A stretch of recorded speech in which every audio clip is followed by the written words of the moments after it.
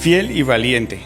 Si usted ha estado la semana pasada, yo tenía unos dulces para hacerle pruebas. Bueno, si usted, ahí están los dulces. Préstamelos para acá. ¿Quién se acuerda? Si usted ha estado la semana pasada, iniciamos con una serie. Ya se acaba de dar la ayuda de memoria allí. Empezamos con una serie nueva, hablando, que se llama Fiel y Valiente. Pero la pregunta es, ¿de quiénes hablamos la semana pasada? ¿Quién se acuerda? Ajá, a ver, vamos por allá. Allá hay uno. Venga para recogerlo, mi hermano. Y al chiquitín también, va.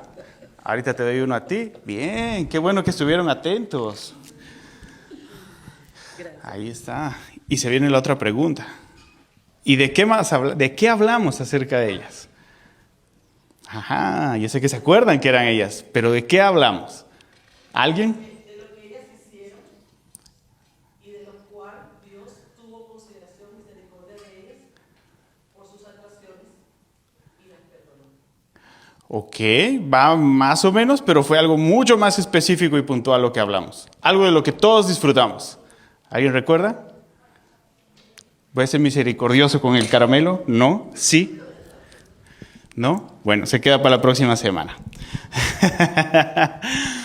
Miren, la semana pasada hablamos acerca de estas dos mujeres virtuosas que aparecen en la Escritura y a través de sus vidas nosotros empezamos a ver que la Navidad no solo se celebra o la Navidad no solo recuerda o no solamente implica la celebración como tal de pensar y colocarle una fecha al nacimiento de Cristo y celebrarlo, sino que esto implica que la Navidad o esta celebración que usted y yo disfrutamos por causa del nacimiento de Cristo viene a lo largo de la Escritura desde el principio y vimos cómo Dios obrando en su misericordia a través de la vida de estas mujeres en distintas circunstancias, situaciones, ha provisto un Salvador para usted, para mi vida, a través también de ellas.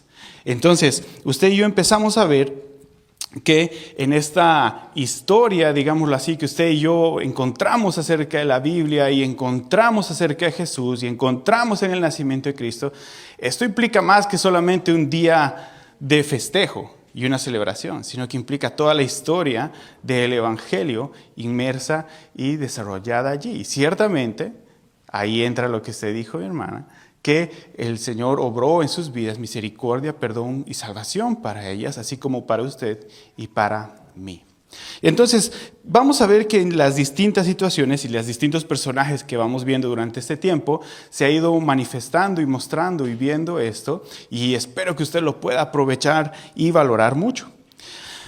Si usted ve en las pantallas, tenemos un personaje ahí. ¿Alguien sabe quién es él? Está difícil, ¿no? Se las puse difícil. Por un dulce. No, es broma, todo lo hace por dulces, ¿no? Está difícil. ¿Alguien sabe? ¿Nadie? ¿Alguno ha escuchado o ha visto las películas, las Crónicas de Narnia? ¿Sí? ¿Alguien ha visto los libros, los ha leído? ¿O alguien ha visto las películas? Más o menos puede ser. Bueno, eso es lo más conocido acerca de este personaje. Él se llama, su nombre es C.S. Lewis, y él es conocido exactamente por estas Crónicas de Narnia, pero también por muchas otras.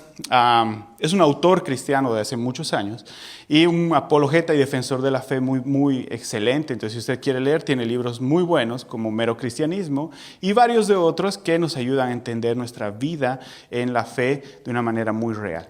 Este autor, este personaje, se lo enseño en este día, porque así tan bueno como usted puede ver y como los antecedentes agradables que usted y yo podemos encontrar de saber de que Él ha escrito para que usted y yo podamos crecer, y así tan contento y tranquilo como se lo ve en la imagen, esta imagen nos muestra una pantalla de una persona que aparentemente está bien, pero la verdad es que él por muchos años luchó con la pérdida de su esposa. Su esposa murió por cáncer y cuando él encontró esta situación y vivió todo el proceso al lado de ella, toda la situación al lado de ella, él empezó a entrar en un proceso de una decepción muy profunda en su vida. De hecho, él esperaba que por ser creyente y por ser muy aferrado y devoto en el Señor, todo tendría que ser un jardín de rosas. Y de hecho, él escribió un libro que se llama Una pena en observación y refleja su lucha, escuche esto, su lucha de reconciliar su fe en el medio del sufrimiento y de la decepción que él vivió en medio de la dificultad. Y uno creería, y cualquiera diría como de, no, pero si usted tiene fe, no puede sufrir, no tendría por qué estar decepcionado. Pero sí sucedió, sí sucede y sí sucederá. La vida de este personaje nos ayuda a entender una manera real en que podemos lidiar, pero sabes, este personaje encontró en Dios que Él no elimina el dolor de las situaciones, sino encontró que Él camina con nosotros en medio del dolor y en medio del sufrimiento en las situaciones que usted y yo vivimos. Fortalece nuestra fe y nos ayuda a encontrar un propósito eterno en estas situaciones. ¿Por qué le menciono la historia de este personaje y la decepción que él caminó y la consecuencia y la situación que él vivió? Porque así usted y yo en la Escritura encontramos a otro personaje del que estaremos hablando el día de hoy. Pero que como es tan antiguo, a veces nos ayuda a pensar que no sucede y no empatizamos. Y este personaje del que hablaremos hoy se llama Elizabeth. Elizabeth. Si quieres me ayudas con la siguiente diapositiva. Fiel y valiente. Y Elizabeth. En Lucas capítulo 1, versículos 5 al 25 y en los versículos 39 al 45 se nos narra una historia en la Escritura y se nos narra la historia de Elizabeth y Zacarías. Esta mujer y este hombre se nos cuenta en la Biblia que estos personajes eran personas que vivían de una manera muy fiel a Dios, muy similar al personaje que te muestro y que te mencioné hace un momento. Ahora, toma por un segundo en tu mente y piensa en la persona más creyente y fiel a Dios que tú tengas como en mente, como ese concepto. Así de fiel y así de creyentes y así de sólida era la vida de estas personas de acuerdo a sus caminos en el Señor. Pero pasaba una circunstancia, que a pesar de ellos ser muy obedientes, muy fieles en el Señor, muy consistentes en su fe, ellos tenían una situación. No podían tener hijos. Elizabeth era infértil. No podían tener un hijo. Ahora, para que tú puedas entender esta situación, yo quiero que tú puedas comprender que en ese periodo de tiempo la infertilidad no se veía tan como un proceso, digámoslo así, más comprensible como ahora. En ese momento, en ese tiempo, en el contexto social y cultural que se vivía, las personas que vivían que no podían tener hijos, se entendía como eso era un castigo de parte de Dios. Ahora quiero que tú entiendas que Elizabeth se sentía profundamente decepcionada. Porque ella era fiel, ella estaba haciendo las cosas de manera correcta, su esposo servía al Señor y ambos caminaban en una vida concretamente sirviendo al Señor. Y la respuesta que ellos tenían era que no podían tener hijos. Y delante de una sociedad que juzgaba y veía esto como algo malo, como una respuesta negativa de parte de Dios, como la consecuencia de un pecado, como algo así, esto era muy difícil para lidiar en su mente y en su corazón. Entonces había un sentido de decepción muy profundo en su vida. Ahora, cuando tú y yo nos acercamos a esto, a esta situación, a esta historia, a esta escritura, encontramos que en un punto de la historia aparece un ángel y le dice, ciertamente vas a tener un hijo y habrá un fruto de tu vientre y habrá, pero sabes, para cuando aparece esta situación y esta historia, pues no era un momento en el que ellos se habían casado y estaban deseosos esperando formar la familia. Según la historia, y según lo que no dice la edad exacta en la narración bíblica, pero lo que se puede presumir y lo que se puede entender es que ella era arriba de 85 años. Entonces, hablando de tener un hijo es complicado, ¿verdad? Si tú me preguntas a mí, yo tengo 36 años, mi esposa igual, y si nos dices, ¿van a tener otros hijos? Lo pensamos muchas veces, la verdad, ¿no? Decimos que no, es algo hermoso ser padres y amamos a nuestros hijos, pero el riesgo y todas las cosas que implican a medida que avanza la edad, siempre es algo que nos ayuda a pensar y meditar. Entonces estamos hablando de no alguien completamente joven, sino alguien con muchos años avanzados. Y esta persona estaba con una promesa sobre su vida de que un hijo iba a nacer, con la decepción de haber servido y de haber mantenido fiel al Señor, de haber hecho las cosas de manera correcta. Y entonces la respuesta de una sociedad que más bien veía su situación y ponía una presión sobre su mente y sobre su corazón de que Dios no estaba bendiciendo su vida. ¿Se imagina lo difícil que es? Yo me imagino que usted también ha sentido decepción. Esta persona estaba viviendo así. C.S. Lewis estaba viviendo así. Y usted y yo, estoy más que seguro que hemos experimentado situaciones en las que hemos pasado por la decepción. Ahora, ¿sabe? Es interesante porque la decepción tiene una raíz. Y esta raíz no es una raíz que sea exactamente mala, sino que la raíz de la decepción usualmente son las expectativas. Si me ayudas, Andrés, con la siguiente diapositiva. Son las expectativas en contra de la realidad. Y muchas expectativas que no se cumplen en nuestra vida se transforman muchas veces en una decepción.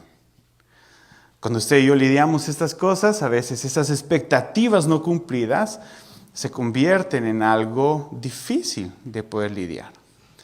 Y si usted me dice, no, pastor, es que yo no tengo, hermano Sergio, yo no tengo expectativas. No, yo sé que usted tiene. Si usted ha venido a este país, es porque tiene expectativas. Así de fácil lo dejo en la mesa para que todos nos sintamos identificados. Si usted ha llegado a este país, es porque tiene expectativas.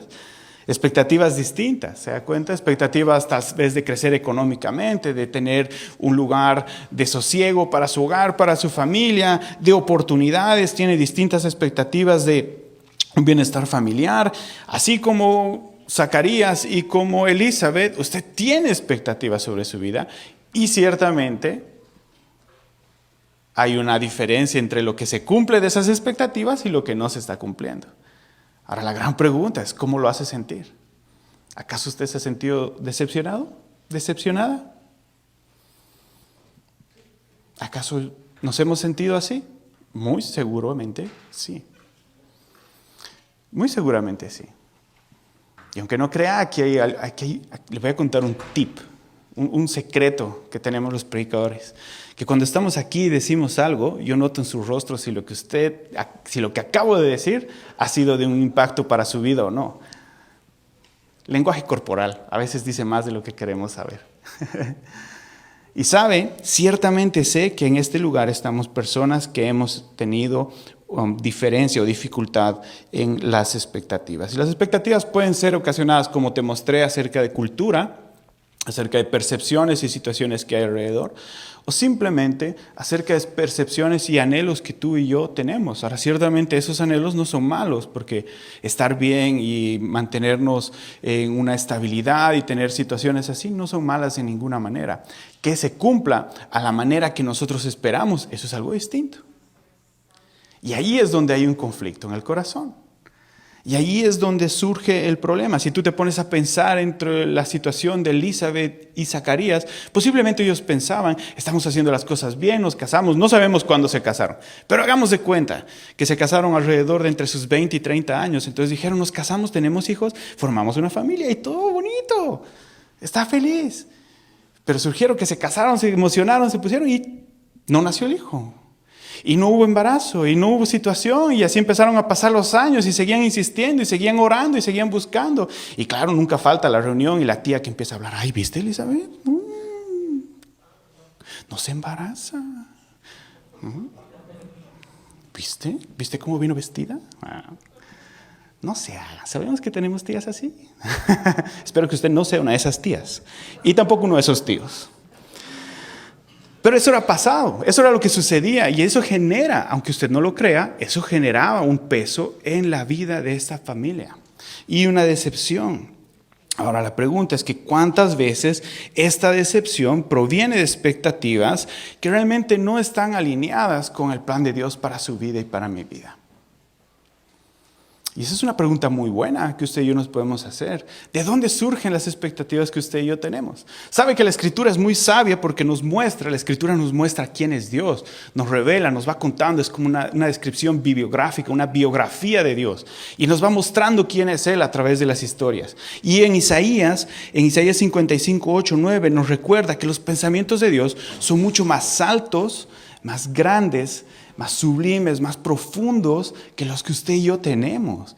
Ahora, cuando usted y yo nos acercamos a Dios y decimos, yo te confío mi vida, Señor, usted y yo estamos relegando el cargo de quién toma la dirección, quién maneja, conduce y guía el bote. Y entonces usted y yo dejamos en sus manos. Y cuando usted y yo dejamos en sus manos, ¿quién cree que va a tomar las decisiones y va a pensar hacia dirección de los planes? Ciertamente no seremos usted y yo, ciertamente será Dios.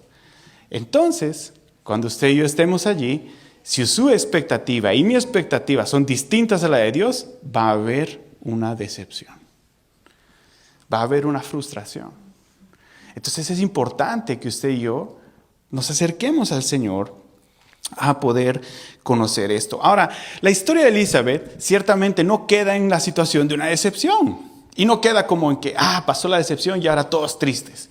Y así termina la historia. Recuerda a Elizabeth como la persona frustrada y decepcionada en la Biblia. No termina así.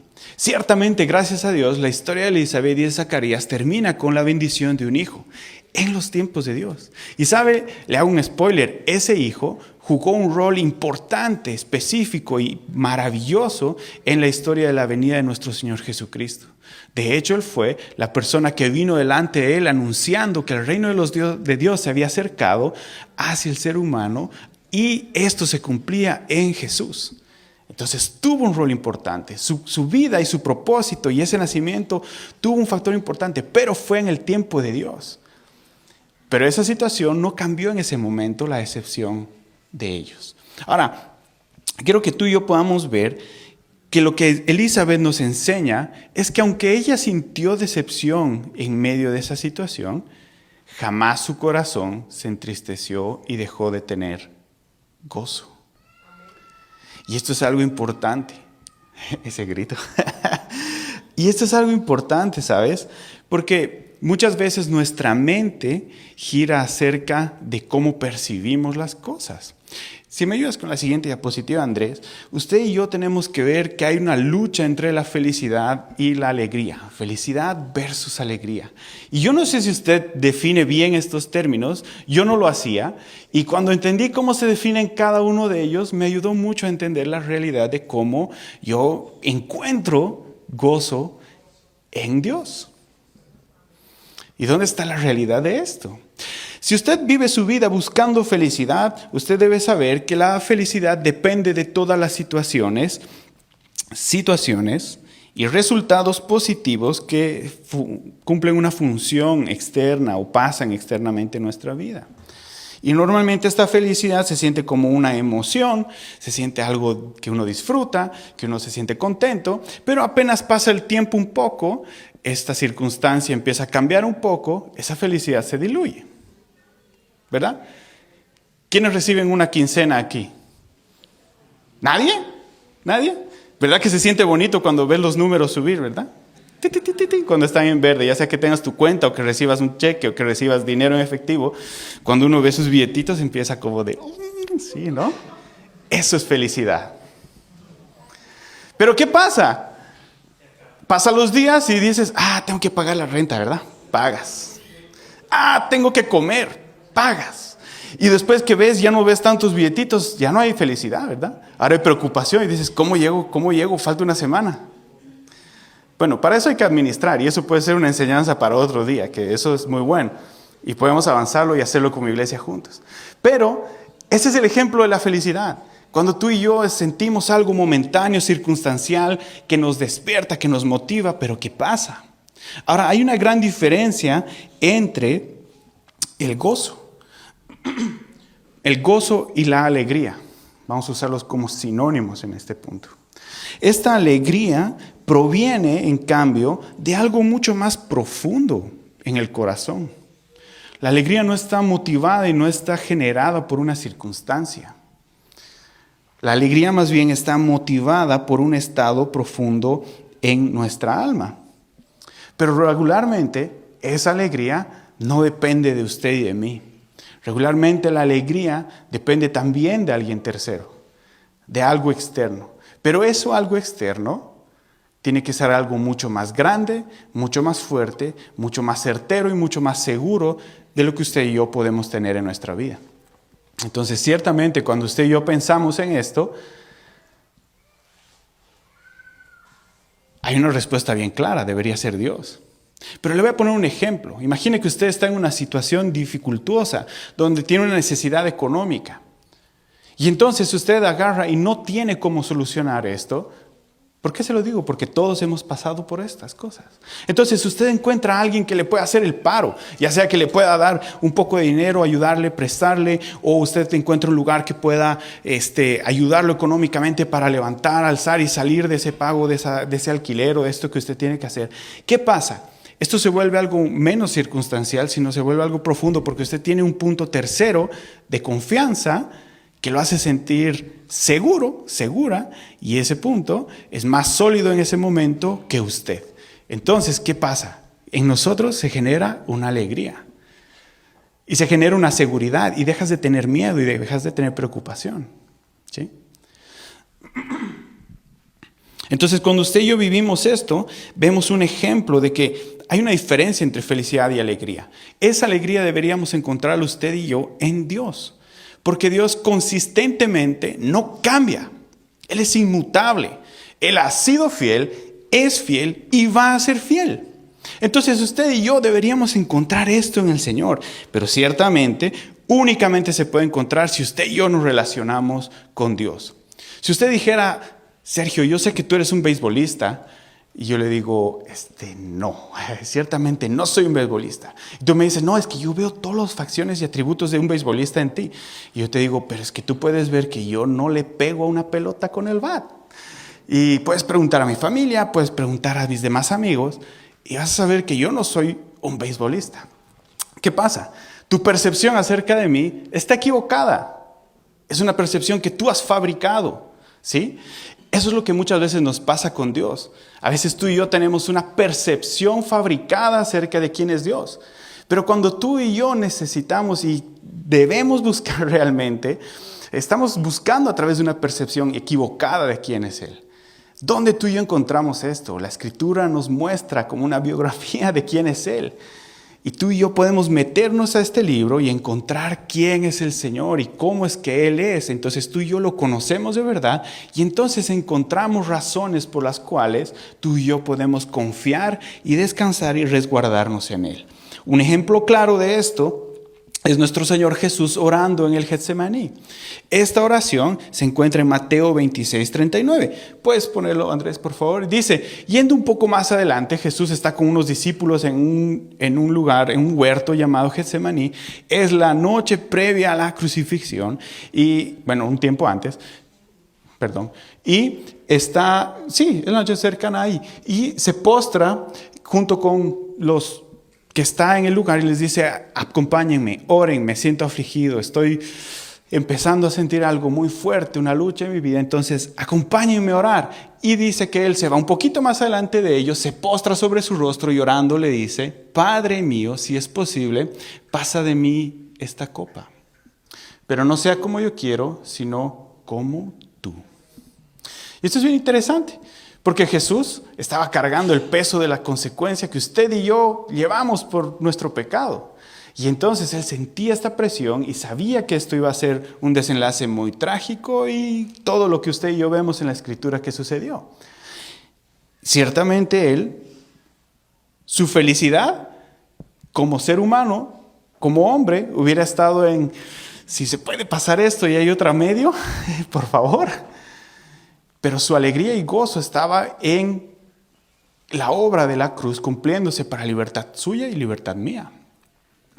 Entonces, por eso la respuesta es, Señor, yo sé que tú tienes el plan, yo sé que tú tienes un propósito, yo amo tus propósitos, tus planes, que se haga como tú quieres. ¿Por qué? Porque Él conocía, sabía y confiaba. en su Padre. De esa misma manera tú y yo debemos buscar en esto. Dios es fiel. Salmos 16:11 nos dice que Él nos muestra la senda de vida en su presencia y plenitud de gozo y delicias a su diestra para siempre. Usted y yo encontramos que Dios es fiel. Y como te dije, Dios es alguien que es inmutable, no cambia. Entonces las características, la bondad, la bienaventuranza, el amor, la gracia, misericordia de Dios no cambia a favor a decir como de, sí, es que Sergio me cae mucho mejor que cualquier otra persona. Él no busca conveniencias. El mismo amor que tiene por mí, lo tiene por ti. La misma misericordia que la tiene por ti, la tiene por los de este lado, por los de allí, por los de allá, por los de aquí, por el que está en cualquier lugar. Dios es así y no cambia. Esto permanece. Entonces usted y yo tenemos un lugar como clave para encontrar la alegría en el Señor. ¿Me ayudas con la siguiente diapositiva, Andrés? Usted y yo tenemos este lugar clave para confiar en Él. Romanos 8:28 nos dice que a los que aman a Dios, todas las cosas les ayudan para bien según el propósito del Señor. No el propósito de uno, sino el propósito de Dios en la vida de uno. Todas las cosas ayudan para bien. Usted y yo podemos encontrar mucha bienaventuranza en Él. Pero aquí retomamos nuevamente el tema de la expectativa. ¿Cuál es su expectativa cuando usted se relaciona con Dios? Porque sabe, usted y yo podemos estar en este lugar esperando y confiando y venir a este lugar buscando que Dios sea el genio de la lámpara, que solucione los conflictos, que haga magia, que redima, que cambie, que transforme, que haga aparecer millones y que haga situaciones así. Pero usted y yo y nuestro corazón puede estar completamente apartado de Él. Y ahí hay algo incongruente, porque la Biblia más bien nos muestra que Dios está atento a la oración y está atento a la respuesta de aquellos que están cercanos a Él. Y usted y yo vemos en la historia de Elizabeth y Zacarías que Dios ciertamente respondió, no en el momento que ellos querían, pero ciertamente respondió al hijo que ellos pedían. La gran pregunta es, ¿cómo usted y yo tenemos esa expectativa? Si usted y yo buscamos en Dios, podemos confiar que Él es soberano. Usted y yo podemos buscar en medio de la decepción y saber que Él trae paz, que en su presencia hay plenitud de gozo, que Él nos ha entregado paz en Él. Pero una vez más, ¿qué es la expectativa o cómo usted y yo estamos esperando allí? Me imagino que la pregunta de siempre que podemos hacernos cada vez que escuchamos un mensaje, cada vez que aprendemos algo de la Escritura, cada vez que nos exponemos a algo nuevo de la palabra, creo que siempre la pregunta que yo me hago y que usted también se haría es ¿cómo podemos aplicar estas lecciones? Porque Elizabeth ciertamente nos muestra hoy que ella sí tuvo una decepción, sí tuvo situaciones, sí tenía unas expectativas, sí tenía algo que esperaba, sí las cosas no salieron en el momento como ella confiaba y pensaba que iban a ser. Y entonces en medio de esa situación, en medio de esa vida donde uno espera que suceda algo, pero eso no está sucediendo y uno no sabe si es respuesta, si no es respuesta de Dios, ¿qué hacemos? ¿Cómo lidiamos? ¿Cómo superamos y cómo vivimos con esta lucha, digámoslo así, dentro de nosotros? Y déjame darte algunos consejos de cómo pasar esta situación. ¿Cómo poder aplicar estas lecciones? Lo primero es que tú y yo necesitamos reconocer que estamos luchando contra esto. ¿Sabes? Si tú lees los Salmos, vas a encontrar que Dios no es que desconoce las cosas. De hecho, la Escritura nos menciona que Él sabe lo que tú y yo vamos a decir antes de que abramos nuestra boca. Sabe lo que hay en tu corazón, en tu mente. Y es importante que tú y yo podamos reconocer. A veces este paradigma de, no, es que yo no puedo hablarle a Dios, tengo que ser santo para poder hablarle a Dios. Mi hermano, Dios ha dado la obra de la cruz para poder hacerte acceder a su presencia. Solo porque quiere que tú le hables. Entonces puedes hablarle.